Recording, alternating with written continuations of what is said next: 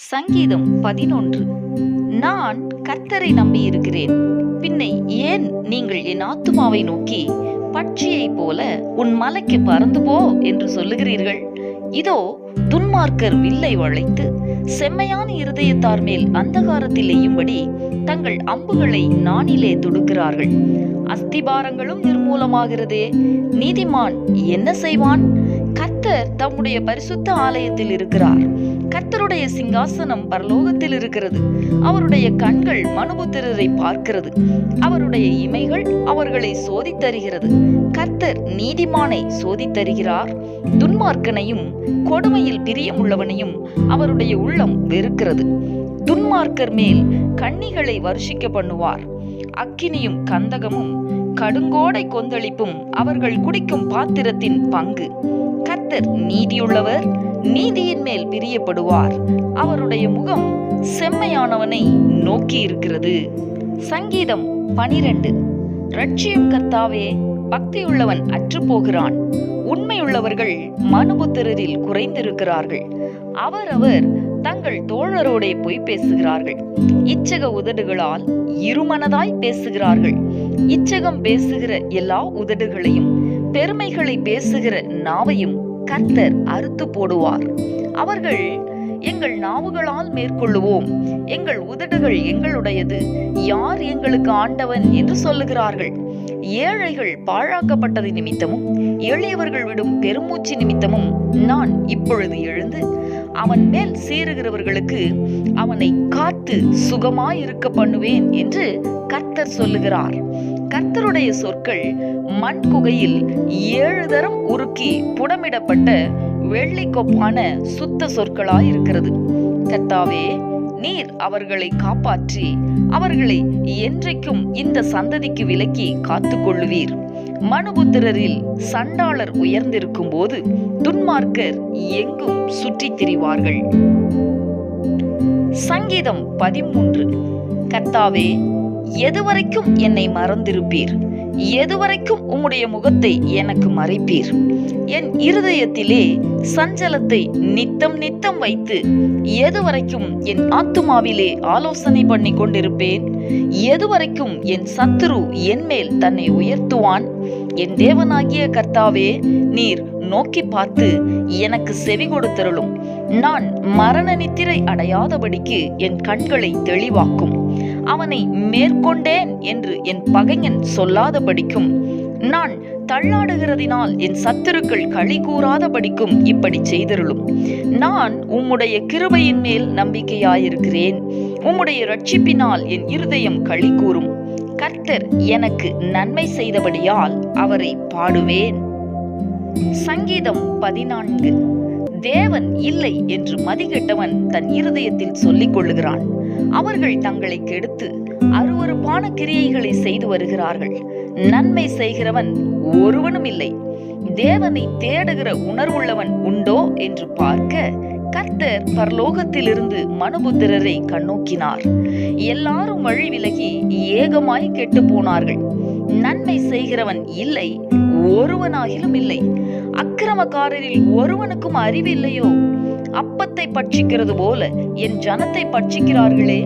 அவர்கள் கர்த்தரை தொழுது கொள்ளுகிறது இல்லை. அங்கே அவர்கள் மிகவும் பயந்தார்கள். தேவன் நீதிமானுடைய சந்ததியோடு இருக்கிறாரே. சிறுமைப்பட்டவனுக்கு கர்த்தர் அடைக்கலமாய் இருக்கிறார் என்று சொல்லி நீங்கள் அவனுடைய ஆலோசனையை அலட்சியம் பண்ணினீர்கள். சீயோனிலிருந்து இஸ்ரவேலுக்கு ரட்சிப்பு வருவதாக. கர்த்தர் தம்முடைய ஜனத்தின் சிறையிருப்பை திருப்பும் போது யாக்கோபுக்கு களிப்பும் இஸ்ரவேலுக்கு மகிழ்ச்சியும் உண்டாகும். சங்கீதம் 15. கர்த்தாவே, யார் உம்முடைய கூடாரத்தில் தங்குவான்? யார் உம்முடைய பரிசுத்த பர்வதத்தில் வாசம் பண்ணுவான்? உத்தமனாய் நடந்து நீதியை நடப்பித்து மனதார சத்தியத்தை பேசுகிறவன் தானே. அவன் தன் நாவினால் புறங்கூறாமலும் தன் தோழனுக்கு தீங்கு செய்யாமலும் தன் அயலான் மேல் சொல்லப்படும் நிந்தையான பேச்சை எடுக்காமலும் இருக்கிறான்.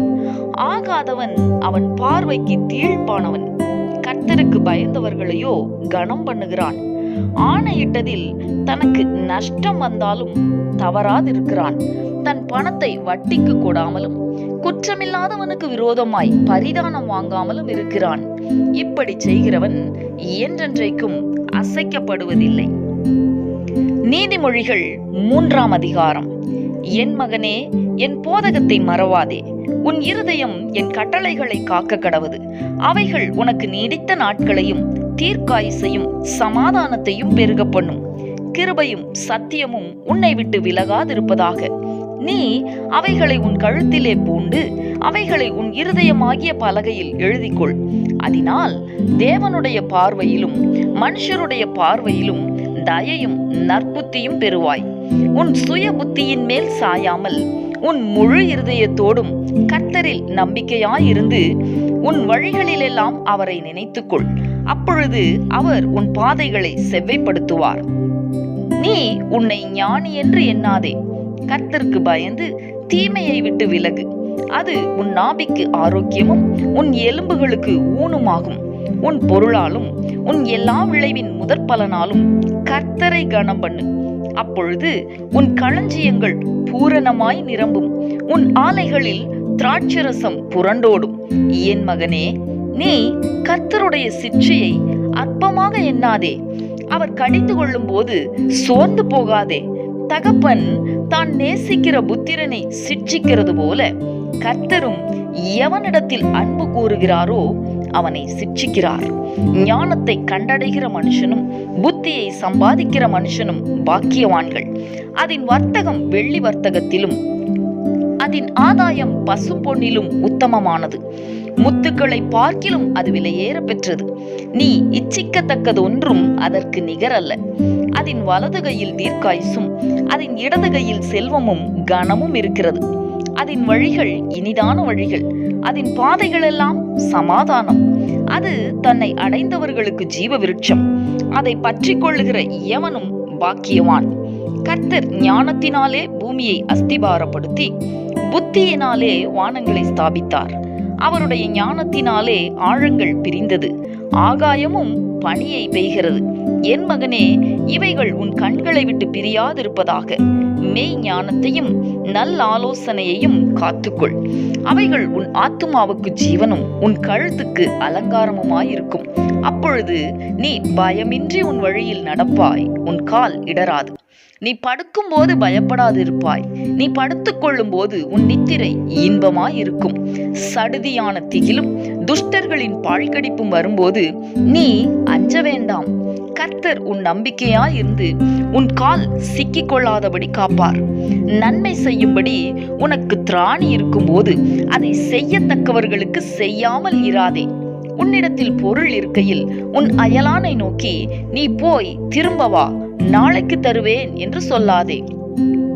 அச்சமின்றி உன்னிடத்தில் வாசம் பண்ணுகிற உன் அயலானுக்கு விரோதமாக தீங்கு நினையாதே. ஒருவன் உனக்கு தீங்கு செய்யாதிருக்க காரணமின்றி அவனோட வழக்காடாதே. கொடுமையுள்ளவன் மேல் பொறாமை கொள்ளாதே. அவனுடைய வழிகளில் ஒன்றையும் தெரிந்து கொள்ளாதே. மாறுபாடுள்ளவன் கர்த்தருக்கு அருவருப்பானவன். நீதிமான்களோடே அவருடைய ரகசியம் இருக்கிறது. துன்மார்க்கனுடைய வீட்டில் கர்த்தரின் சாபம் இருக்கிறது. நீதிமான்களுடைய வாசஸ்தலத்தையோ அவர் ஆசீர்வதிக்கிறார். இகழ்வோரை அவர் இகழுகிறார், தாழ்மையுள்ளவர்களுக்கோ கிருபை அளிக்கிறார். ஞானவான்கள் கனத்தை சுதந்தரிப்பார்கள், மதிகேடரோ கனவீனத்தை அடைவார்கள்.